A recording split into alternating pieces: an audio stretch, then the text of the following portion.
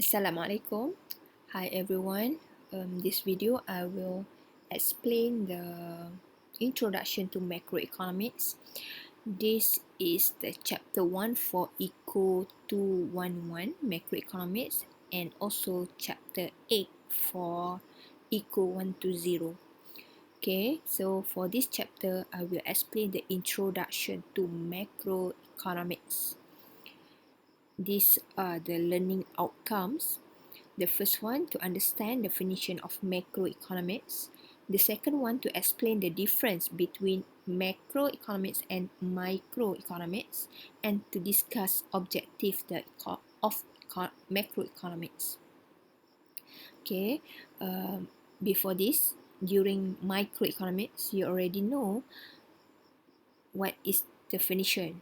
What is difference between micro and macroeconomics? From the word micro means small and macro big, okay, bigger scope. Jadi what are the difference between these two? Okay, for microeconomics, this studies individual economic units in detail, such as household, firm, and a government. Also, the study of individual part of economy, for example, studies of wages or income of labor. Tapi untuk macroeconomics, the bigger scope. What does it mean by the bigger scope? This is the studies, the aggregate behavior of the entire economy. The study of the economic system as a whole, for example, national income, trade cycle, unemployment rate, general price level. Contohnya kalau microeconomic, income of labor. Jadi kalau dalam macroeconomic, national income. Okay, kita tengok as a whole di Malaysia sebagai satu contohnya di Malaysia as a whole. Tapi dalam microeconomic, personal income. Okay, ataupun dalam microeconomics, we study about price of chicken ataupun price of goods, any goods. Tapi dalam macroeconomics, we have studied the general price level. Jadi dia ada index. Macam mana untuk pengiraan harga-harga secara keseluruhan. Bukannya individu pada certain barang. Okay. Ataupun dari segi university. Untuk macroeconomics, certain university, for example UiTM, only studies in UiTM. For example, how many students, how many staff, what are the fees to enter the UiTM, dari segi capital, dari segi berapa kelengkapan bangunan, semua study berkaitan dengan UiTM saja. Tapi dalam macroeconomics, study for whole education system. Okay, sama juga untuk certain company, certain hotel, for example, hotel Concord. Kita hanya study pada hotel Concord sahaja, dari segi berapa fees, berapa keuntungan, berapa revenue, berapa production dalam hotel Concord sahaja. Tapi untuk macroeconomic, all the hotel industries, tourism industries as a whole, bukannya Concord sahaja, semua hotel di Malaysia sebagai contoh, ataupun semua jenis hotel ataupun resort ataupun segala jenis villa, homestay, semua yang berkaitan dalam macroeconomics. Okay, boleh faham antara micro dan juga macroeconomics. Okay, so dalam macroeconomics, okay, macroeconomics, kita ada objektif dia. Each nation have their own objective. Actually, there's a lot of objective. Sangat banyak, tapi untuk syllabus ni kita hanya fokus kepada 5 main objective.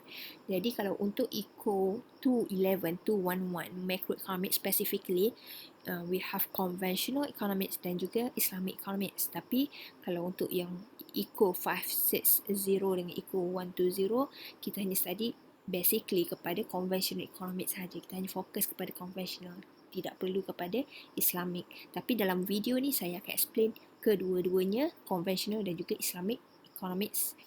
Apakah objektif-objektif yang setiap nation perlu capai dalam jangka masa tertentu, contohnya setahun. Apa yang Malaysia perlu capai untuk dalam jangka masa setahun. Okay, so we go to the first objective under conventional economics. The first one, full employment. Full employment. What does it mean by full employment? And each economy, okay, an economy should use all its available resources. For example, land, labor, capital, and entrepreneur more efficiently to attain maximum output. Okay, all the economy should use all its factors of production more efficiently to attain maximum output. Okay, maksudnya segala resource yang ada kita guna pakai secara efisien, habis secara efisien untuk produce maximum output. Jadi full employment refer to the level of employment rate where there is no existence of cyclical or involuntary unemployment. Okay, maksudnya tak ada cyclical unemployment, tak ada involuntary unemployment. Okay, jadi kita biasanya natural rate of unemployment dalam 2 to 3% considered as full employment. Jadi kalaulah satu negara tu 10% unemployment rate, jadi that government perlu buat sesuatu lah untuk solve the problem. Tapi kalau around 2 to 3% considered as full employment. You pernah dengar dalam berita, dalam economic news, dia bagi tahu kerajaan bagi tahu, okay, negara kita mencapai considered as full employment. Bukan bermaksud 0%.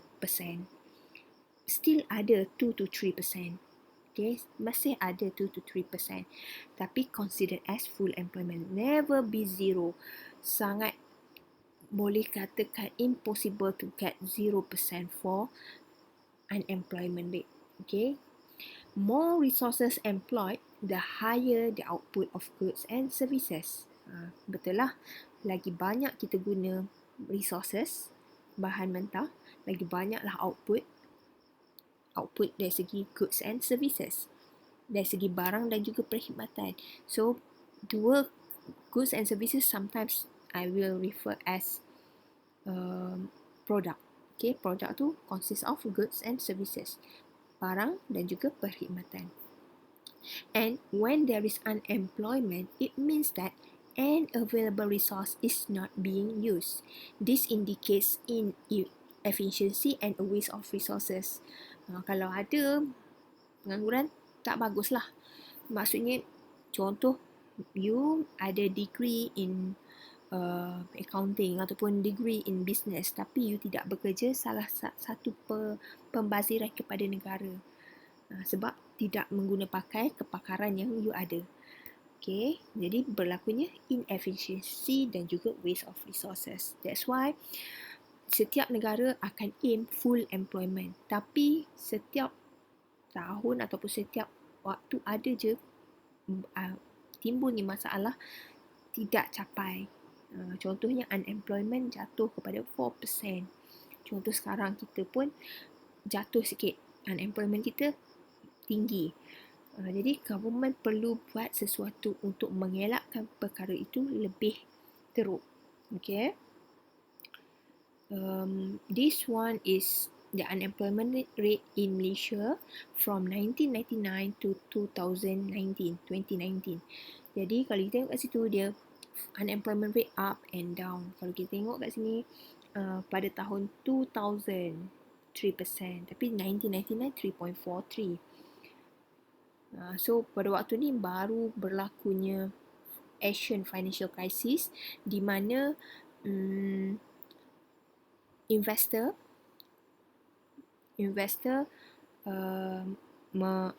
dia jual semua currency di Asia Tenggara, khususnya first kali dia serang di Thailand. Malaysia pun sama, Indonesia pun sama. Jadi disebabkan tu banyak company tutup, menyebabkan banyak pekerja diberhentikan, menyebabkan unemployment rate pada waktu tu, kalau ikutkan 1999, 3.43. Salah satu sebabnya impak daripada tragedi krisis Asian Financial Crisis. Kemudian pada tahun 2000 drop pada 3%, considered okay, and then up again to 3.53.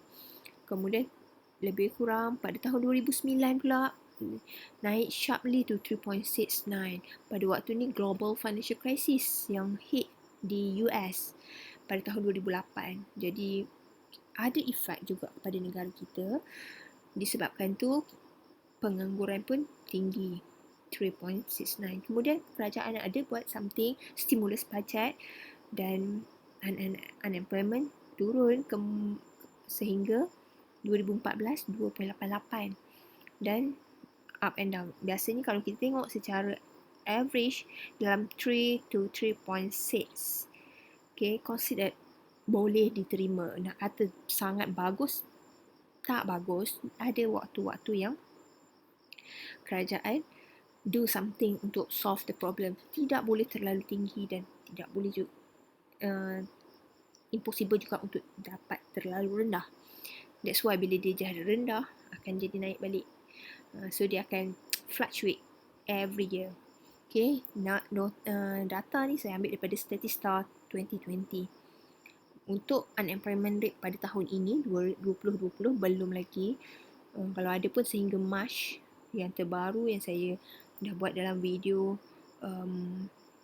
unemployment di dalam 3.7 rasanya. Agak tinggilah unemployment disebabkan COVID ni. Okay, that's all for unemployment, full employment. Jadi negara harus capai dalam natural rate of unemployment dalam 2 to 3%, considered okay. Alright, for the second objective is economic growth. Economic growth, pertumbuhan ekonomi, perkembangan ekonomi. Apakah yang you faham dengan perkataan pertumbuhan ekonomi? Selalu dengar negara kita semakin maju. How to indicate negara kita semakin maju? Negara kita semakin berkembang. Macam mana you nak tengok negara kita berkembang atau tidak? Okay, so let's learn about economic growth. What is actually economic growth? Economic growth can be described as an expansion in national output over a given period of time. Okay, economic growth can be described as an expansion in national output over a given period of time. Okay, expansion. Dalam negara kita ada pendapatan negara yang dikira dalam, boleh kita kira dalam berapakah produk, barang-barang ataupun perkhidmatan yang dikeluarkan di Malaysia. Jadi sekiranya berlaku expansion, pertumbuhan, contohnya tahun 2019 berkembang berbanding tahun 2018, considered as economic growth. Okay, this growth can be measured by calculating the percentage increase in national income for the current period as compared to the previous period. So period biasanya kita akan kira monthly ataupun quarterly, every 3 months ataupun yearly. Jadi sekiranya quarterly daripada quarter 2 growing daripada quarter 1, so adalah economic growth. Ataupun 2019 growth dia 4.7% compared to 2018. Jadi adalah growth. Tak semestinya growth tu akan naik je. Boleh jadi pada waktu tertentu economic growth akan jadi negatif. Maksudnya yang tahun ni lebih kurang berbanding tahun lepas. Akan berlaku, ada possibility untuk berlaku begitu. Okay, the economy must be operating at optimum capacity to get higher economic growth. And economic growth of a nation does not move constantly. Okay, the economic growth of a nation doesn't move constantly but will experience short-term ups and downs, which is called as business cycle. Okay, dia tak akan constantly 4%. Senang lah. Tak perlu buat apa-apa. Growing 4% every year. Senang. Tak perlu. Tapi tidak berlaku begitu. Dia akan ada up and down. Yang apa yang up and down itulah dinamakan sebagai business cycle. Okay, this is the business cycle. Okay, dia ada up and down. So, kalau you tengok kat sini, ada expansion, peak, recession, trough. Expansion, peak, recession, trough. Jadi sekarang, waktu-waktu setiap tahun akan ada waktu expansion, ada waktu peak, ada waktu recession and trough. So, apa yang dimaksudkan dengan expansion? Expansion is period during aggregate output expand, which is very good. Total employment, total production and sales experience growth in real terms. Okay, maksudnya baguslah. Pendapatan kita berkembang dan sampailah satu tahap peak. Peak puncaknya. Apa yang peak ni? Highest point of a business cycle where the business is producing at almost full capacity and the economy is at almost full employment.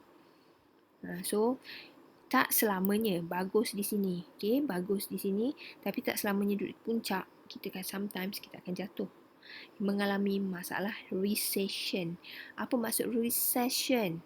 Kemelesatan ekonomi, kegawatan ekonomi. Recession period during which aggregate output declines, indicates lower demand, fewer output, lay off workers and create unemployment crisis.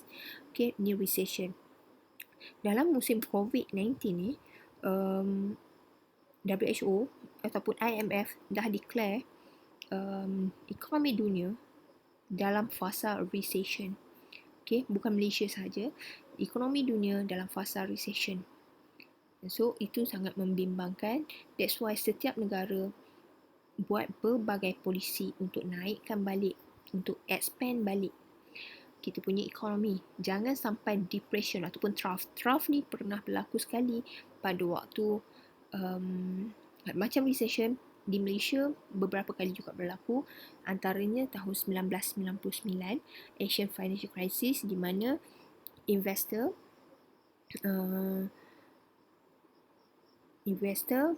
menyerang currency di Malaysia. Pada waktu tu currency kita naik sangat tinggi sehingga $1 bersamaan RM2.50.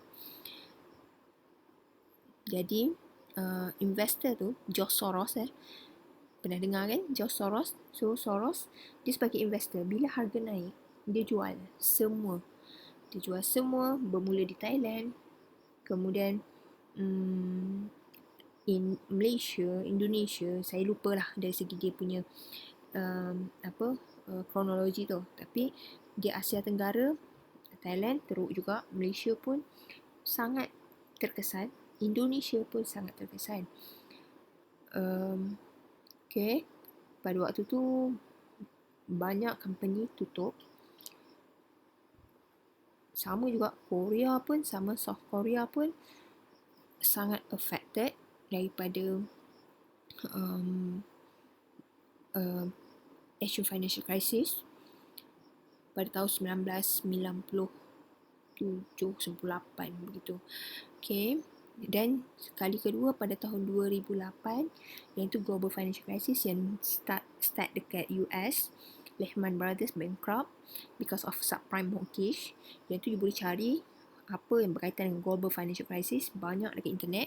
Boleh tengok. Sama juga invest dari segi subprime mortgage.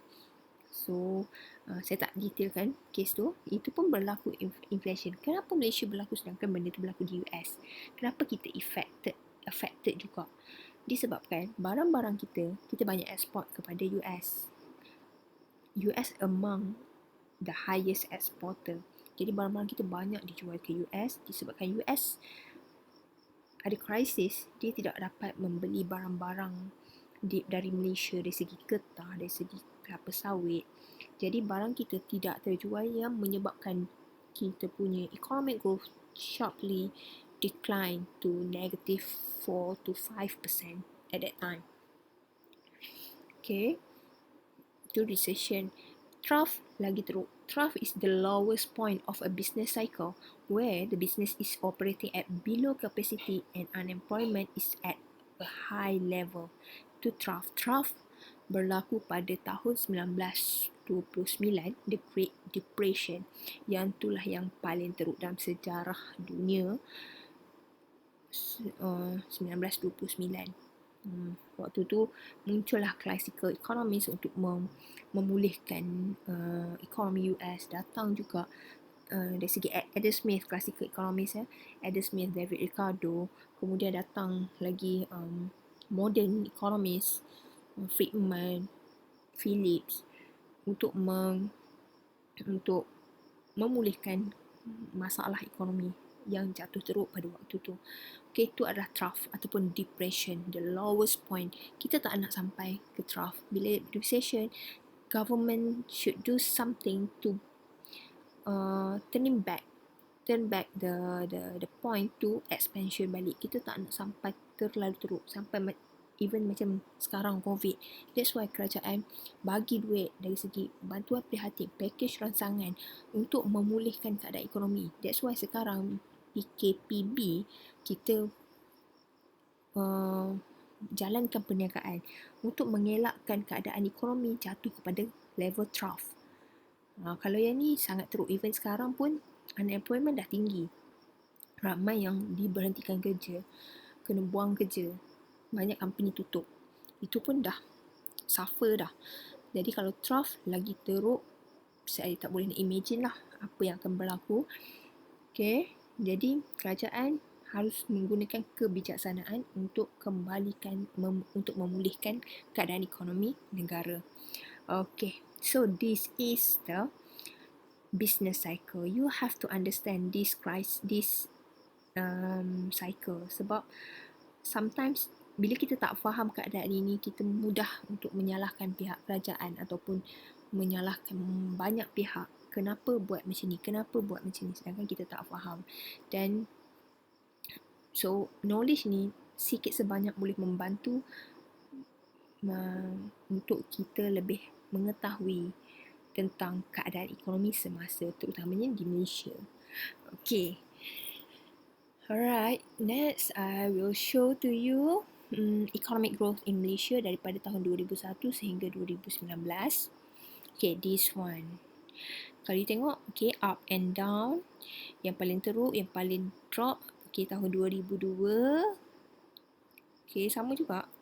Economic growth kita kat sini almost dekat dengan zero kan. Kalau kita tengok tadi unemployment pun pada waktu ni high, 3.4. Lepas tu expand sampai 7, lebih pada 7. Okay, kemudian pada tahun yang saya bagi tahu, yang US Global Financial Crisis, yes, 2009, lebih kurang -5, lebih pada -5. Okay, dan kemudian naik balik tahun 2000, naik balik, kemudian dia consider okay lah, almost 5%. Dan kebanyakannya zaman Datuk Seri Najib, expansion the economic growth ni kita fokus more kepada servis. Kalau zaman Tun Mahathir, sebelum Tun Mahathir yang sebelum masa-masa PM yang keempat tu, waktu fokus kepada manufacturing sector. Sebelum tu kepada primary sector dari segi biji timah, getah, sawit. Lepas tu zaman Tun Mahathir kita fokus kepada manufacturing. Lepas tu zaman Datuk Seri Najib fokus kepada servis. Dan setiap tahun pada waktu dalam 5 tahun lepas, lebih kepada kita fokus kepada servis sector dan fokus more kepada tourism. Sebab tu kalau you tengok, kita ada Malaysia is truly Asia, kita ada dekat je, untuk encourage you all pergilah melancong, pergilah ke pulau, pergilah yang duduk kat Terengganu, pergi tak ke Pulau Reda, Pulau Petian. So ambillah kesempatan, pergilah melancong untuk menjana ekonomi negara. Jangan asyik pergi ke Korea je, pergi Jepun, Korea. So itu akan menjana ekonomi Korea dan Jepun. Jadi kita lebihkan, menggalakkan tourism dalam negara, domestic tourism. Dekat je, itu adalah salah satu tagline dalam beberapa tahun lepas. Dan juga Asia, tahun melawat Terengganu, tahun melawat Kelantan, tahun melawat Selangor. Itu adalah kempen-kempen untuk menggalakkan daripada pelancongan. Sebab antaranya sekarang kita fokus more kepada pelancongan. So, kita punya economic growth dalam 4.5 to 4.7. Kita sasarkan kepada 5%, tapi setakat ni belum lagi tercapai kepada 5, tapi almost lah 4.7. Tapi untuk tahun 2020, ekonomi kita agak slow, mungkin ke arah recession. Jadi kita kena tengok balik lah macam mana keadaan tu. Kita sama-sama lah melihat keadaan ekonomi kita sekarang. Okay, so to economic growth in Malaysia. Okay, nampaknya video ni makin panjang ya. Alright, saya akan habiskan untuk konvensional. Kita ada lagi 3 objektif. The next one is price stability. Untuk price stability, apa maksud price stability? Perubahan harga di Malaysia contohnya perlulah stable. Apa yang maksudnya? Price stability is to keep its inflation rate as low as possible. Apa tu inflation? You selalu dengar inflation, inflasi, inflasi. Apakah inflation? Inflation occurs when there is an increase in the general price level. Okay, increase in the general price level. Jadi kat sini, kalau harga minyak aja naik, bukan inflation. Ataupun harga handphone, smartphone je mahal, itu bukan inflation. Kita tak tengok pada individu. Kita bukan tengok dari skop microeconomics. Kita tengok dari segi skop macroeconomics. Jadi, itu menyebabkan general price level. Ada 12 basket of good dalam Malaysia. Dia adalah pengiraan untuk mengira indeks, dan perubahan indeks itu akan menetapkan inflation ataupun tidak. Jadi inflation negara kita, okay, kejap lagi kita tengok. Inflation, kenaikan harga barang yang secara berterusan, can reduce the purchasing power of consumer. Jadi purchasing power, okay, kuasa membeli kita akan kurang disebabkan harga yang mahal. Kalau you tengok kartun tu, dia nasi lemak nasi lemak sangat tinggi, dia tak mampu untuk membelinya, untuk makan pun nasi lemak tu. So, kuasa untuk membeli barang tu kurang. And inflation can lead to income not rising as fast as price, thereby penalizing certain groups of people such as pensioner and fixed income earners. Yes, kalau fixed income earners, memang gaji tak naik, okay, mudah cerita, gaji tak naik, harga barang naik.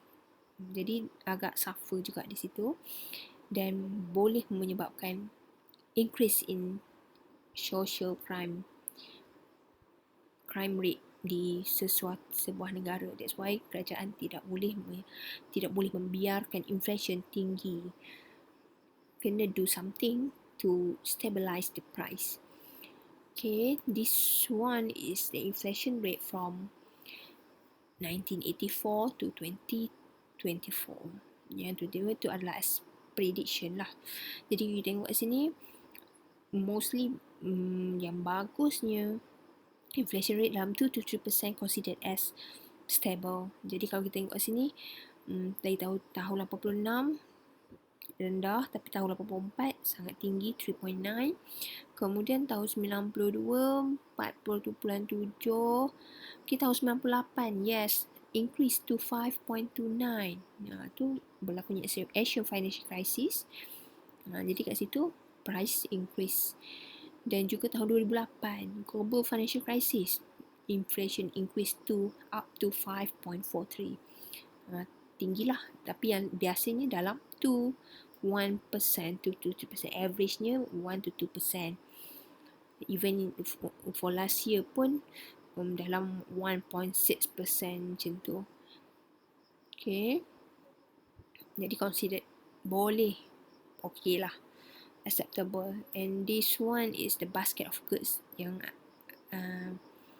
terbaru January 2020. So ada 12 basket of goods here. Jadi kalau kita tengok kat sini, dia ada banyak. Dia ada 12.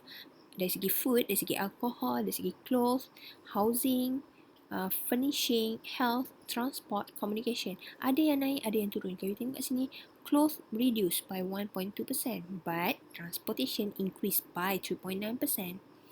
Ada pula recreation, service and culture 0.9%. Tapi bila kita tengok average-nya secara keseluruhan adalah 1.6% untuk January compared to December. Okay, dari December 1%, jadi January 1.6%. Okay, dan ni adalah top 5 states with higher CPI. Kita ada Selangor dan Putrajaya, Johor, Kuala Lumpur, Negeri Sembilan dan juga Penang. Ini adalah change of goods. Alright. Data ni you boleh dapatkan daripada website Department of Statistics Malaysia. Next one is equitable distribution of income. Sama rata, okay, distribution of income. It is necessary for nations to ensure that economic growth of a nation is shared equally among the population. Income inequality is a major concern for policymakers to resolve, particularly in multiracial countries such as Malaysia, Singapore, Australia and US. Most nations try to narrow the gap between the higher income and the lower income group. Okay, kalau you tengok gambar ni, ada satu kawasan yang sangat membangun dan satu lagi kawasan yang tidak membangun. Jadi, gap tu besar. Jadi, setiap negara perlu narrow the gap between this higher group and lower income group. This is to ensure that all people are living in terms of the standard of living. Disparities in income will create social friction and bring about many problems. Then how to solve this? Taxation and subsidies is the method of achieving an equitable distribution of income. Untuk Malaysia sendiri, kita ada kerajaan bagi bantuan sara hidup. Kalau sebelum ni BIM kepada golongan B40. B40, apa yang you faham dengan B40? Bottom 40. Dari segi population, dibahagikan 40, 40, 20. B40, bottom 40 ni maksudnya income yang terendah 40%. Dan M40, middle 40, antara yang pertengahan dan top 20. Jadi, kerajaan memberi bantuan sara hidup kepada golongan B40. Majority, mostly lah dalam 3 to 4,000 lah untuk household. Untuk pendapatan satu keluarga dalam 3,000 to 4,000 consider as B40. Okay. Jadi di Malaysia ada juga golongan-golongan yang sangat, kita nak ada masalah yang sangat, jurang yang terlalu tinggi. Sama juga kalau negara-negara seperti India, Indonesia, kalau tengok gap dia, kalau tengok sinetron yang kaya sangat besar rumahnya, kalau yang miskin sangat kesian lah. Okay, rumah pun dah bocor, duduk dekat pondok saja. Sama macam India. Malaysia pun ada, kalau kita tengok dekat bersamamu, yang rumah pun dekat tepi tempat sampah. So ada golongan-golongan yang tidak bernasib baik begitu. Jadi perlulah, kerajaan perlu bantu dari segi subsidi. Dan untuk yang kaya, yang higher income, perlu dikutip tax, dikenakan tax kepada golongan-golongan yang tinggi untuk mengelakkan dia lebih kaya, yang boleh membesarkan jurang antara lower income and higher income. Okay, and the last one, equilibrium in foreign sector. Ataupun dari foreign sector, kita tengok pada import and export. Basically, foreign sector refers to economic transaction or activities that take beyond the political boundaries. It includes transactions such as import and export, investment in other countries and inter-country tourism. Jadi kebanyakan barang kita, ada benda, certain goods cannot be produced in Malaysia. Contohnya macam susu ke, buah-buahan, because of geography. Jadi kita tak boleh nak produce banyak buah-buahan yang bagus.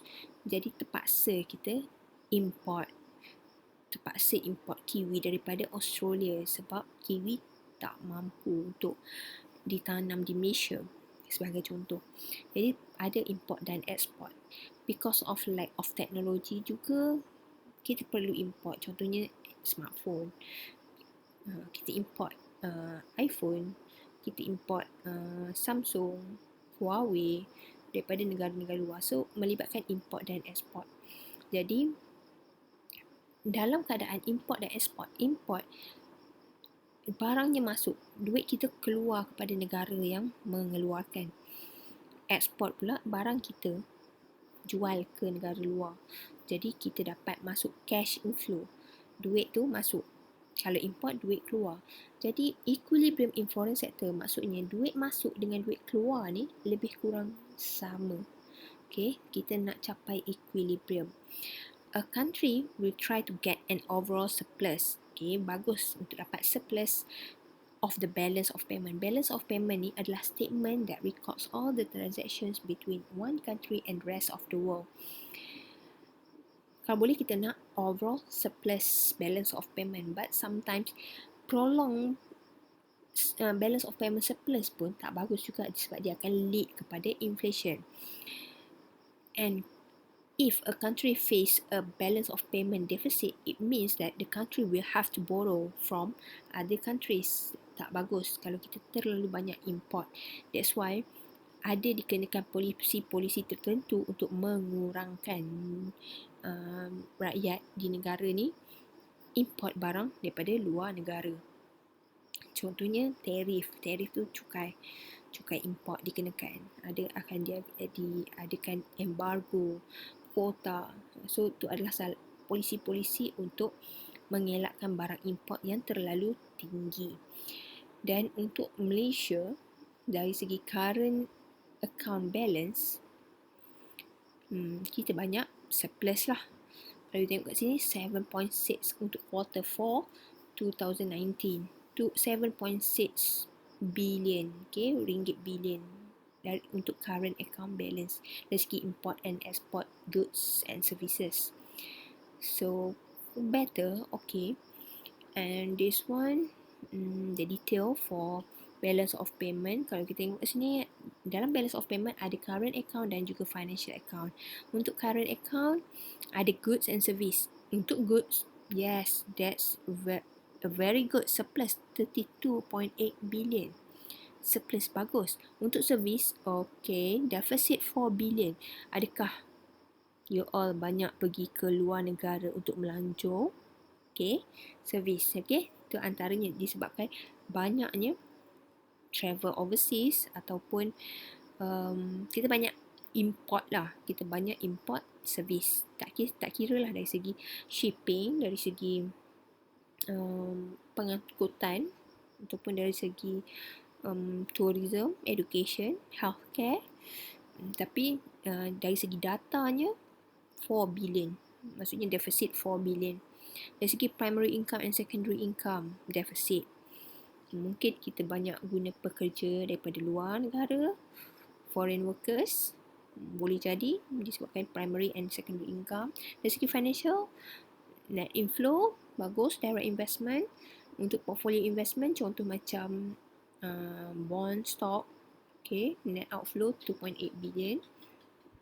Dari segi financial derivative and other investment. So this one is the rough idea for the balance of payment. Alright, my video already 38 minutes. Hopefully you will understand with my explanation. If you have any question, can ask me in the comment. And okay, thank you. Bye everyone.